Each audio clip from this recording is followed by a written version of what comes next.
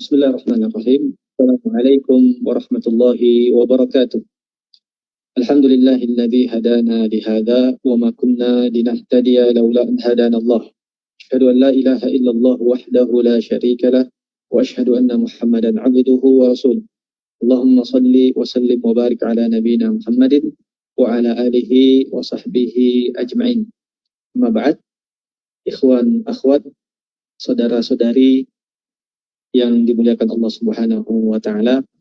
Alhamdulillah kita memulai majelis kita pada kesempatan yang berbahagia ini dengan banyak memuji Allah Subhanahu wa taala dengan ungkapan alhamdulillah sebagai bentuk rasa syukur kita atas nikmat yang Allah Subhanahu wa taala berikan kepada kita pada kesempatan yang berbahagia ini, di mana tentunya kesempatan kita bisa menghadiri suatu majelis ilmu, menghadiri majelis yang Rasulullah Shallallahu Alaihi Wasallam diperintahkan oleh Allah Subhanahu wa Ta'ala untuk menambahkan karunia ini kepadanya, kepada Nabi Shallallahu Alaihi Wasallam. Wa qur rabbi zidni ilman.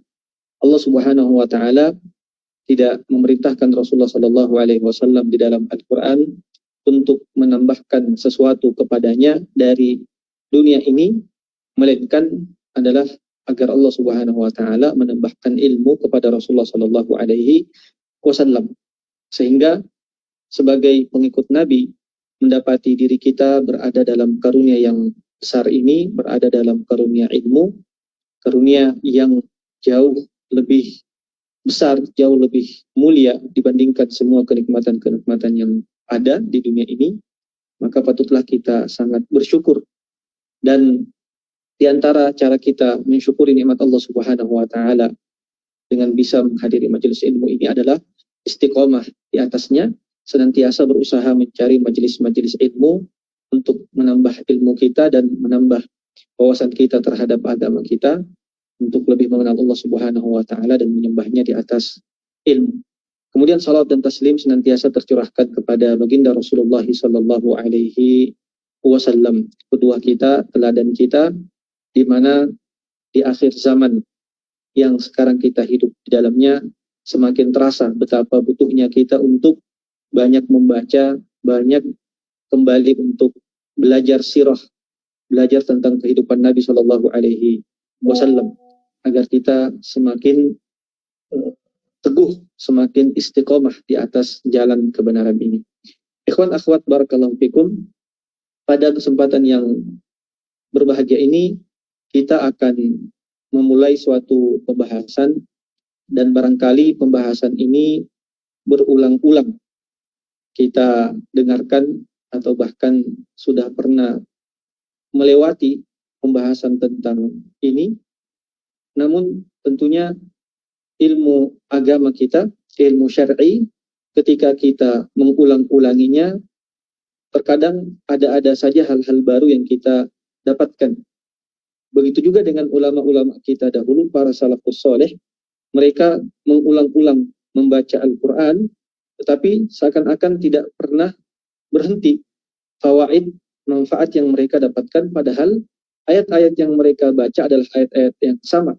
Namun ketika mereka mengulang-ulangi ayat-ayat yang mereka baca, selalu saja ada hal-hal yang menambah keimanan mereka. Demikian juga pembahasan kita pada kesempatan yang mulia ini, pembahasan tentang suatu kitab dalam bab fikih atau dalam ilmu fikih, kitab Thaharah. Ulama kita rahimahumullah ta'ala ketika menulis kitab-kitab mereka, buku-buku fikih, mereka selalu memulainya dengan pembahasan kitab Thaharah. Kenapa demikian? Karena dalam kitab-kitab fikih, ulama kita terkadang membaginya dengan beberapa bagian. Ada yang menjadikan pembagian kitab fikih itu dimulai dengan kitabul ibadat, kemudian al-mu'amalat, kemudian fiqhul usra, dan biasanya ditutup dengan kitabu al-jihad. Kemudian ada pembagian-pembagian lain yang lebih detail dan lebih rinci daripada ini. Nah, kemungkinan kita akan bertanya-tanya ketika ulama kita menyebutkan yang pertama adalah fiqhul al-ibadat, kita mungkin mencari di mana letak dari pembahasan fikih taharah. Maka kita akan mendapati fikih taharah ini berada pada pembahasan yang paling awal. Karena ulama kita membahas ibadah pertama dalam buku fikih mereka adalah pembahasan tentang kewajiban yang penting atau bahkan yang paling penting setelah mengucapkan dua kalimat syahadat, yaitu tentang fikih solat, tentang bagaimana kita melakukan solat sesuai dengan perintah Allah Subhanahu wa Ta'ala dan sesuai dengan sunnah Rasulullah Sallallahu Alaihi Wasallam. Sebagaimana yang lazimnya kita ketahui, ikhwan akhwat yang dimuliakan Allah Subhanahu wa Ta'ala, bahwa taharah atau bersuci adalah syarat agar kita bisa mengerjakan solat.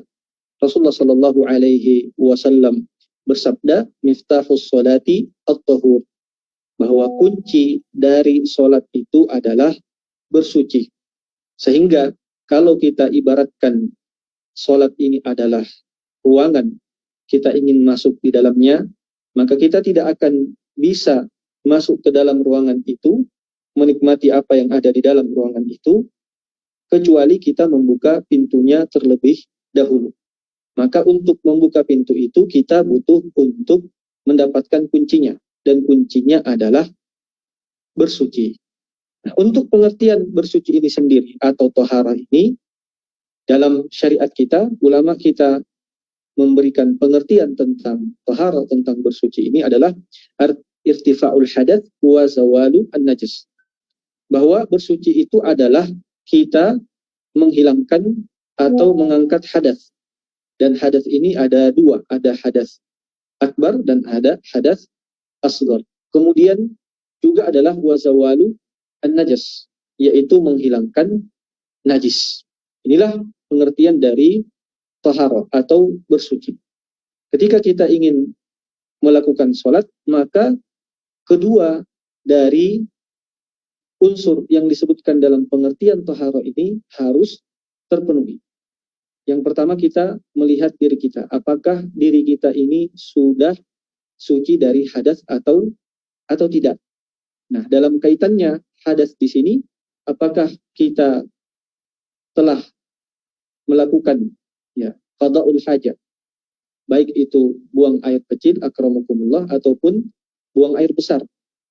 Ketika melakukan dua hal ini, maka wajib kita untuk melakukan taharah, bersuci terlebih dahulu, yaitu dengan istinja atau istijmar, membersihkan dua hal yang kita kerjakan ini. Ya, misalkan kita melakukan buang air kecil akramakumullah, maka kita terlebih dahulu harus membersihkan. Ya, begitu juga dengan buang air besar. Nah, kemudian setelah itu kita harus memperhatikan apakah yang kita pakai, pakaian yang kita pakai, yang melekat pada diri kita, pada tubuh kita ini, kita pastikan tidak ada kotoran atau najis yang melekat, sehingga kita harus menghilangkannya terlebih dahulu.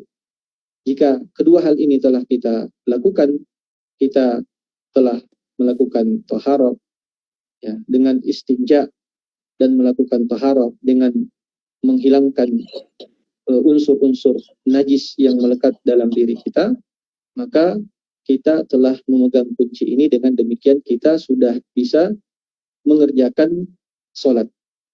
Kemudian setelahnya perlu kita mengetahui media yang kita gunakan untuk bertoharah, untuk bersuci. Dan kita mengenal media yang kita gunakan untuk toharah, untuk bersuci ini ada dua dalam wudhu. Dalam wudhu ada dua, yaitu dengan air. Kalau tidak mendapatkan air, maka dengan debu. Kemudian adapun untuk menghilangkan najis, maka ini dengan menggunakan air atau dengan menggunakan benda atau sesuatu yang menghilangkan ainu an-najasa atau zat dari najis tersebut. Ya, seperti kita menggunakan tisu, menggunakan daun, atau menggunakan batu dalam istijmar. Adapun menggunakan air ketika kita melakukan taharah, Allah Subhanahu wa taala memberikan manusia karunia yang sangat besar, ya, berupa air yang merupakan kebutuhan pokok dalam kehidupan kita. Allah Subhanahu wa taala berfirman, "Wa anzalna minas sama'i ma'an tahura." Dan kami turunkan dari langit berupa air yang bisa kita gunakan untuk bersuci. Ya, kata tahur di sini, dan kita akan bahas ya tentang apa sifat air yang harus kita ketahui, sehingga dengannya kita mengetahui bahwa air tersebut layak untuk kita gunakan bersuci. Allah Subhanahu wa taala menyebutnya dengan tahura, ya, sesuatu yang kita bisa bersuci dengannya, dengan air ini. Kemudian dalam ayat yang lain Allah Subhanahu wa taala berfirman, "Wa yunazzilu 'alaikum minas sama'i ma'an liyutahhirakum bihi." Dan Allah Subhanahu wa taala menurunkan kepada kalian dari langit berupa air untuk mensucikan kalian. Nah, tadi kita telah menyebutkan dalam firman Allah Subhanahu wa taala ini tahura, ya, kata tahur dalam ayat ini ulama kita mengartikannya bahwa tahur adalah at-tahiru fi dzatihi wal mutahhiru li ghairihi, bahwa air yang disifati dengan kata tahur dia adalah suci pada zatnya dan dia bisa mensucikan selainnya. Ya. Dua hal ini sangat penting untuk kita cermati dalam pengertian air yang tahur, air yang bisa kita gunakan untuk bersuci, bahwa air tersebut adalah suci pada zatnya dan bisa mensucikan selainnya. Karena akan kita dapati air yang kemudian ia suci tetapi tidak mensucikan. Nah, apakah air yang dia al-baqi ala khilqatihi, yang dikenal dengan at-tahir fi dzatihi, bahwa dia adalah air yang masih dalam keadaan ya aslinya, yaitu seperti yang Allah Subhanahu wa taala turunkan dari langit berupa hujan yang belum bercampur atau belum berubah dari keadaan dari zatnya ya, dengan sesuatu benda yang lainnya. Ya, sawa'un kana nazilan minas sama'i kal matari wa dhawbis thuluji wal baradi. Ya, entah air itu yang Allah turunkan dari langit atau dia bisa berupa salju, ya, kemudian juga dia adalah air tetapi ketika turun ya, dengan derajat ya, tertentu dari dingin ya, kemudian menjadi es, kemudian turun menjadi salju. Au jariyan fil ardi kama'il anhari wal uyuni wal abar, ataukah dia air yang mengalir seperti air sungai atau mata air atau air yang kita ambil dari sumur-sumur ya, ataukah dia air yang ada di lautan. Maka semua jenis-jenis air yang kita sebutkan ini ya, air yang turun dari langit berupa hujan, kemudian air yang meleleh dari salju, kemudian air yang mengalir di tanah ya, berupa sungai atau mata air ataupun sumur dan juga air laut, maka semuanya ini adalah air yang kita kenal dengan air tahur, yaitu suci pada zatnya dan bisa mensucikan selainnya. Nah, inilah yang boleh kita gunakan untuk bersuci.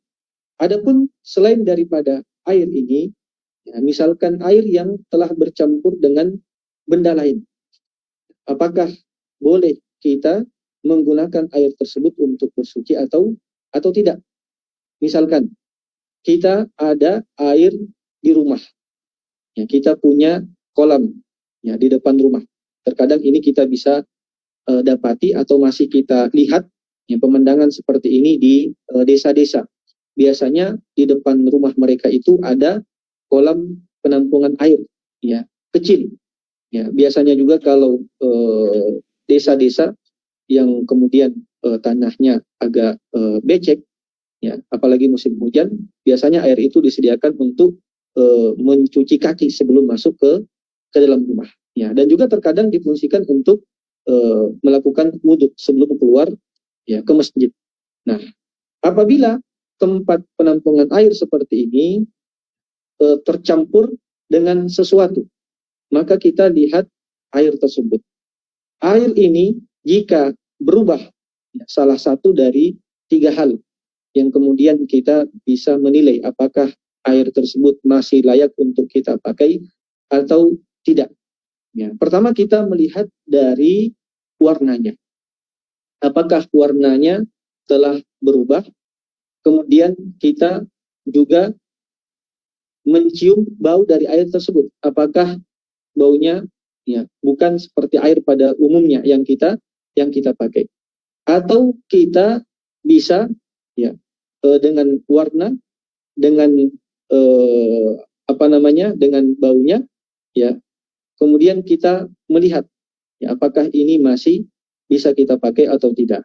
Nah, kalau yang bercampur ini adalah sesuatu yang najis dan merubah dari apa yang kita sebutkan tadi ini, berubah warnanya atau berubah baunya atau ya bahkan ya sudah kita tidak kenali ya, dan kita tidak lagi menamakannya sebagai air dengan sesuatu yang najis, maka tidak boleh kita gunakan untuk bersuci.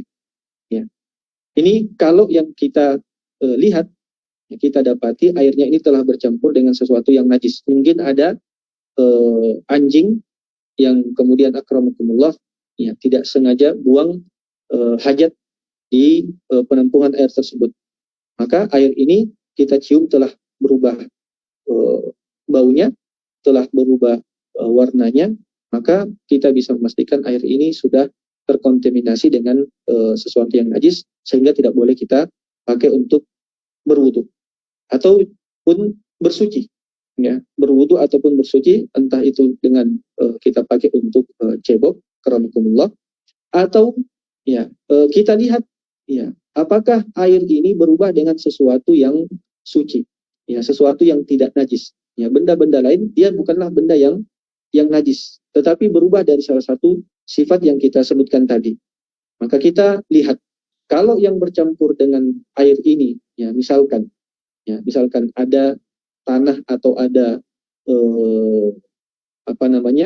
ya sisa-sisa sesuatu yang mungkin terjatuh, ya mungkin dari atap, ya ada kerikil-kerikil, ada benda-benda, dan kita bisa pastikan benda itu adalah bukan benda yang najis, tetapi dia adalah benda yang suci, dan dia terjatuh dalam air tersebut. Kita lihat kalau air ini tidak sampai ya berubah ya menjadi air yang kita tidak kenal lagi, ya ulama kita mengistilahkannya adalah ghalaba alaihi, dia tidak sampai ya menjadikan air ini berubah dari air yang seperti kita masih katakan air, ya kita masih mengatakannya air, maka boleh kita pakai untuk bersuci.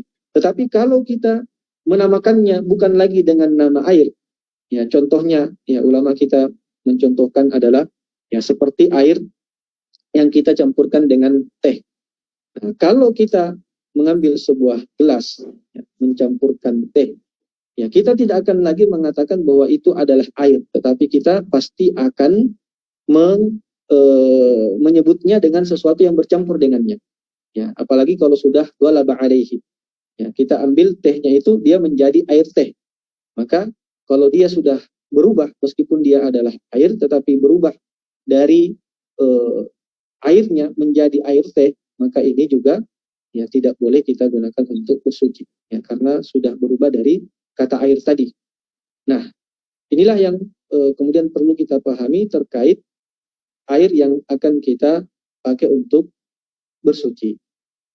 Ketika kita tidak mendapati air untuk bersuci, atau mungkin ada air tetapi kita tidak bisa untuk menggunakannya, ya, boleh jadi karena kita sakit, boleh jadi di anggota tubuh kita yang akan kita basuh ketika berwudu ada luka sehingga menghalangi air itu sampai, dan mungkin juga akan menyebabkan kita tidak bisa berwudu, maka kita boleh menggunakan media tanah.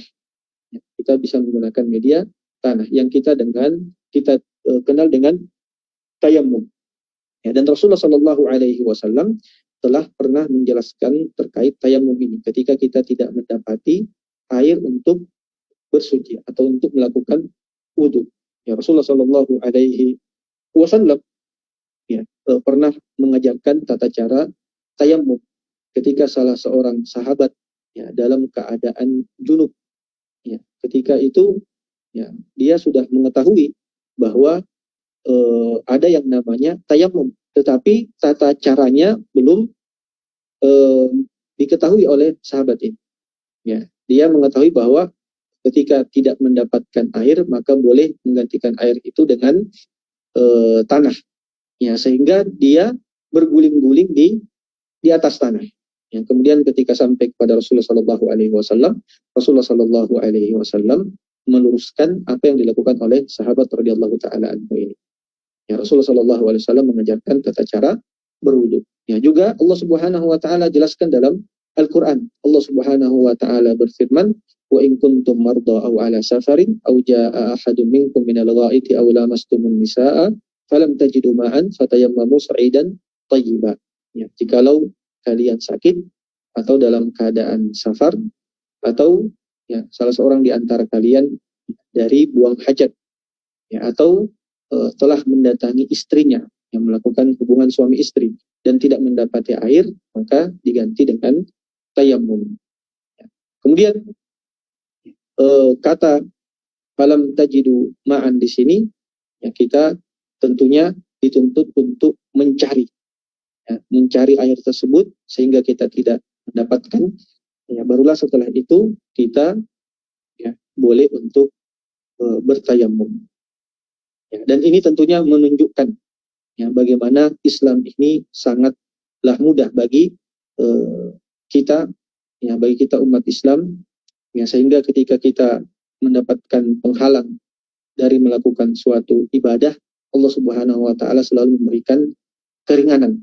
Allah Subhanahu wa taala tidak pernah menjadikan agama ini untuk menyulitkan kita.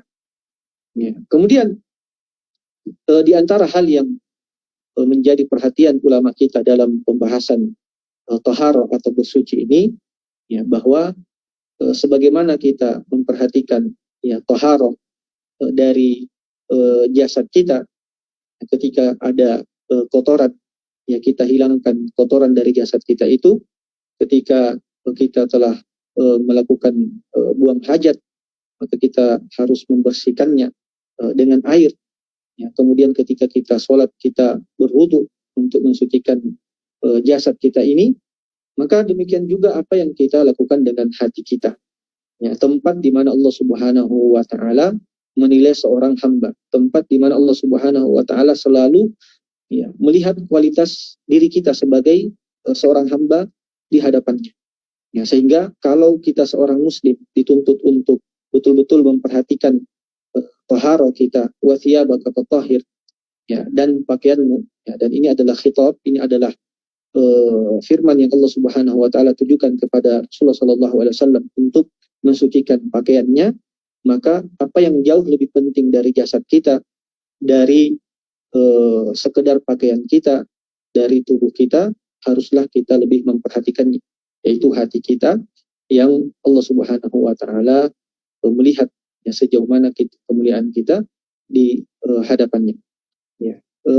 Mungkin ini ikhwan dan akhwat yang dimuliakan Allah Subhanahu wa taala sebagai mukaddimah kita dalam pembahasan kitab Taharah pada kesempatan yang berbahagia ini. Ya. Sudah 20 menit ya, 25 menit. Ya. Dan kita cukupkan dengan pembahasan mukaddimah ini. Ya, setelahnya kita buka sesi tanya jawab dari ikhwah dan akhwat. Ya, barakallahu fikum wa sallallahu ala nabiyina Muhammadin wa ala alihi wa sahbihi ajma'in.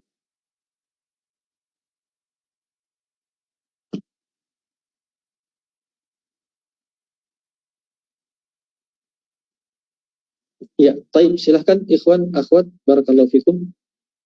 Ya, kalau tidak ada,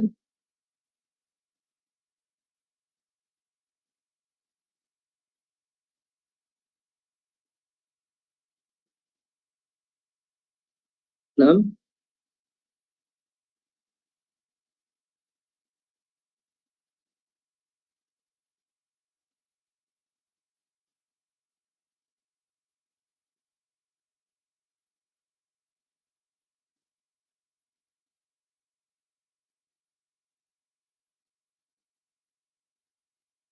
Baik, tafadhalu ikhwan dan akhwat, apa ada pertanyaan?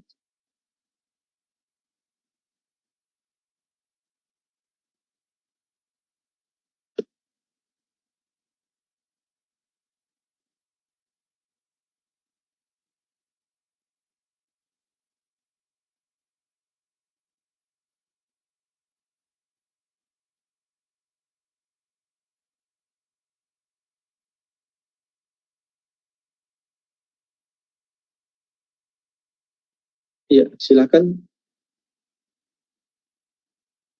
Untuk pertanyaannya tidak harus yang kita bahas dalam mukaddimah. Ya, pembahasannya bisa secara umum atau pertanyaannya secara umum yang terkait tentang taharah. Barakallahu fikum.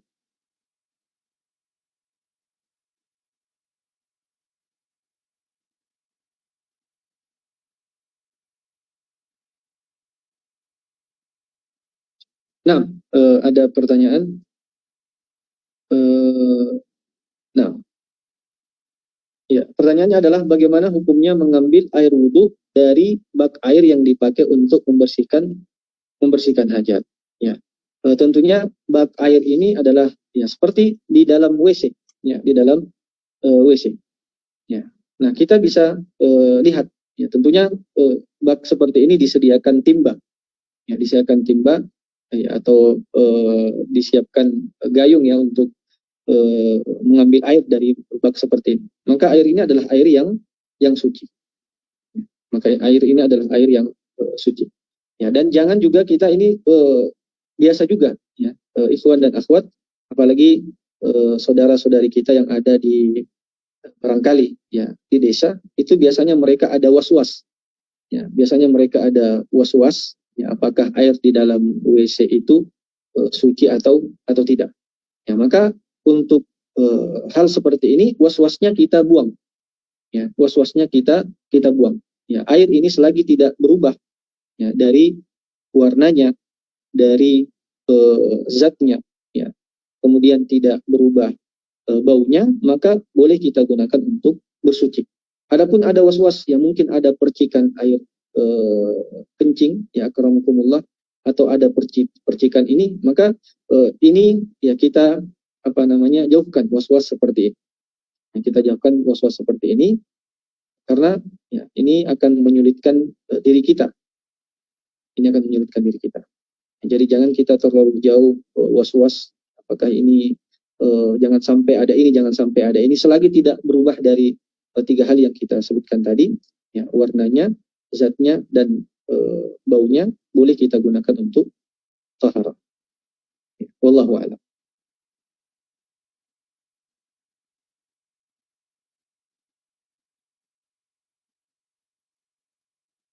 Nah,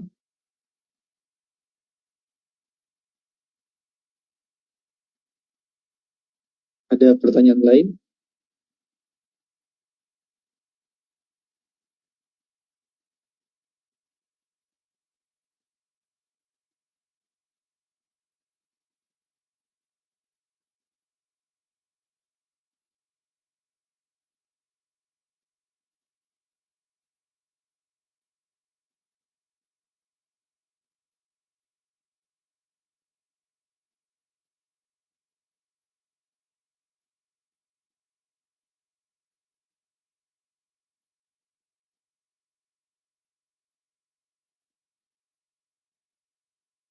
Nah, ya,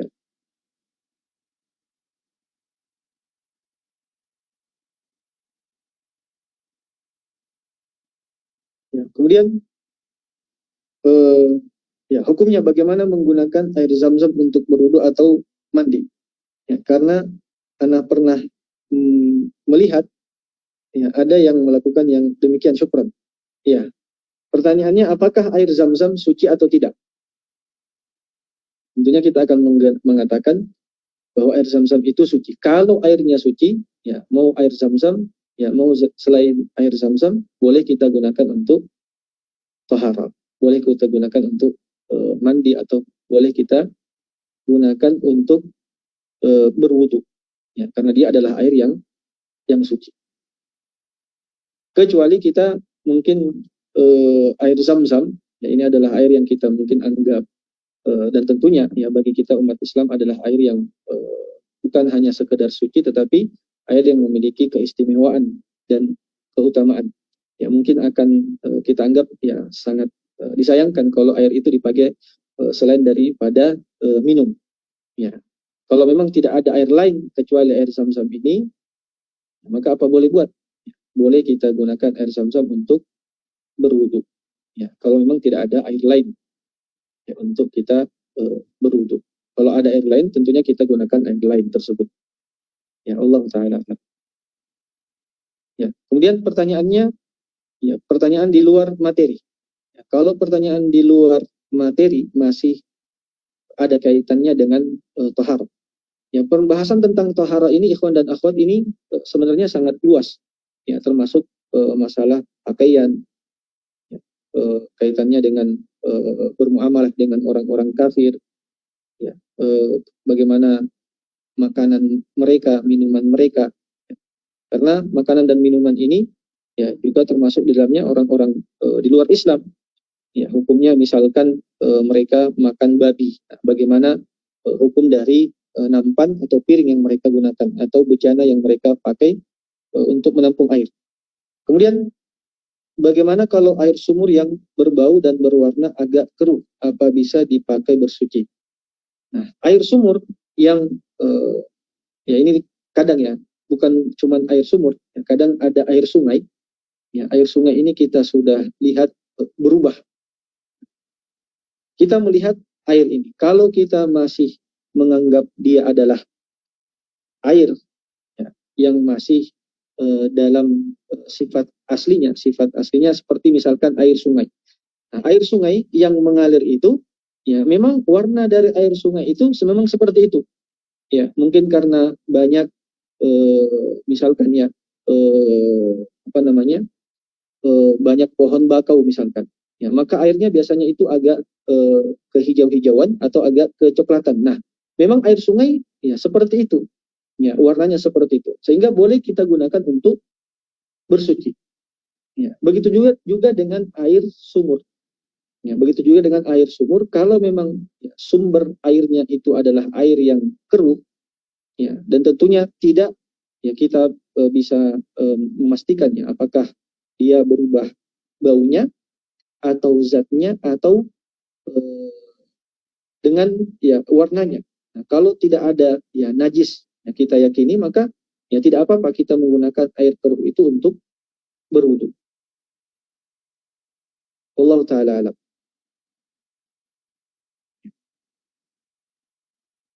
Tayyib.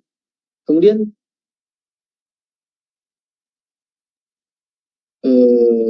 nah ini kita sudah bahas ya air sungai yang mengalir. Ya, jadi memang air sungai itu ya seperti itu warnanya. Ya. Mungkin kita akan mengatakan ya, bagaimana kalau ada yang menjadikan sungai ini sebagai WC umum. Ya, WC umum. Ya, waktu kecil mungkin kita pernah mendengarkan teka-teki. Ya, teka-tekinya adalah WC apa yang paling panjang di dunia. Ya, WC apa yang paling panjang di dunia? Ya, jawabannya adalah sungai. Ya, sebagian sungai, ya akramakumullah, ini dijadikan sebagai WC umum. Tetapi ini adalah akibat ya ketidaktahuan saudara kita yang ada di kampung.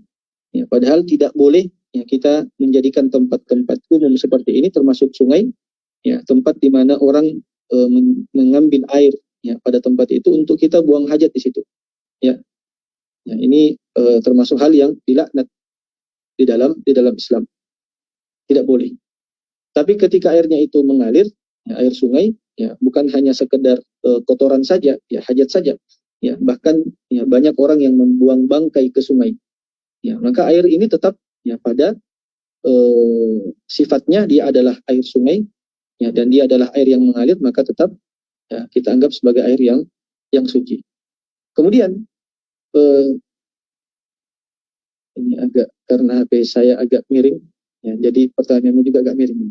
Bagaimana tata cara ketika kita mau berwudhu di dalam WC? Ya, apa basmalah diucapkan di luar atau hanya dalam hati saja dalam WC? Nah, sebagian saudara kita sebagai bentuk kehati-hatiannya, ya maka airnya itu dibawa keluar dari WC dan wudhunya di luar, ya, wudhunya di luar WC, ya. Kecuali ya untuk memastikan ya bahwa tidak ada ya najis di dalam itu, tidak apa-apa kita siram misalkan, ya, kita siram terlebih dahulu sebelum kita berwudhu di dalamnya. Ya, tetapi ya, kalau WC-nya ini adalah WC yang ada di rumah-rumah kita, ya, tentunya kita adalah orang yang paling tahu keadaan WC kita. Ya, kita sering bersihkan. Ya, kemudian tentunya tidak seperti WC-WC umum. Ya, biasanya WC-WC umum ini ya mereka buang air kecilnya itu akramakumullah ya, entah itu di lantai atau di dinding. Ya, itu sembarangan. Tetapi WC di rumah ya biasanya ya lebih ya teratur. Ya, ketika buang air kecilnya juga di kloset. Ya, sehingga dalam kondisi seperti ini kita tidak ragu untuk berwudu di dalam WC. Tetapi di WC umum, ya kalau kita sudah menyiram air ya lantainya, ya dan ya kita boleh berwudu di tempat itu. Tetapi kalau bisa di luar, ya dengan alasan kita bisa misalkan mengucapkan Bismillah, ya ketika di luar ya tanpa terjatuh dalam hal yang dilarang, yaitu mengucapkan lafzul jalalah di dalam WC, maka sebaiknya di luar.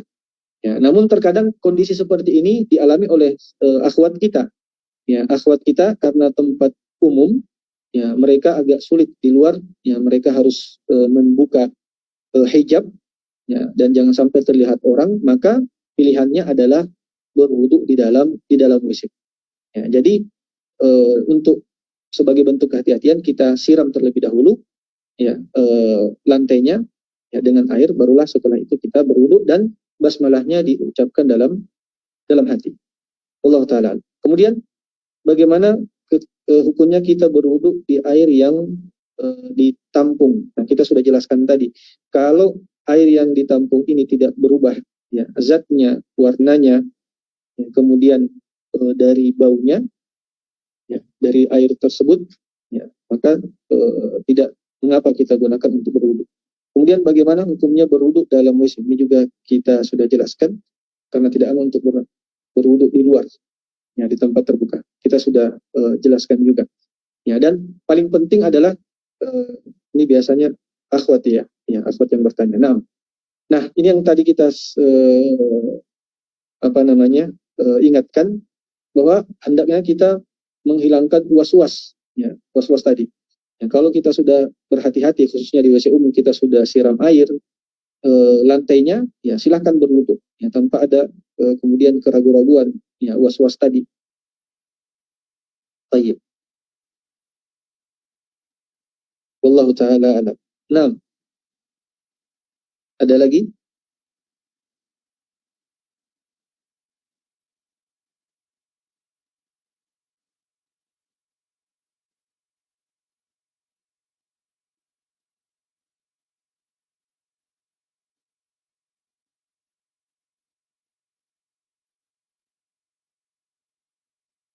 Iya.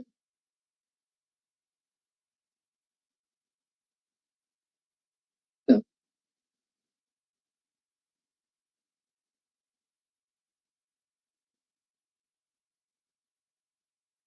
ya cukup. Baik, barakallahu fikum.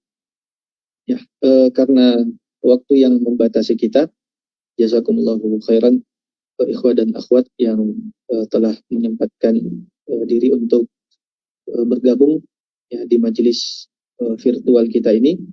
Semoga Allah Subhanahu wa taala memberikan kepada kita ilmu yang bermanfaat, ilmu yang terus kita amalkan, dan ilmu yang kita terus dakwahkan kepada orang-orang yang ada di sekitar kita, orang-orang yang dekat dengan kita, terutama keluarga kita. Ya, kita tutup dengan doa kafaratul majlis. Subhanakallahumma bihamdik asyhadu an la ilaha illa anta astaghfiruka wa atubu ilaik wa akhiru da'wana alhamdulillahi rabbil alamin.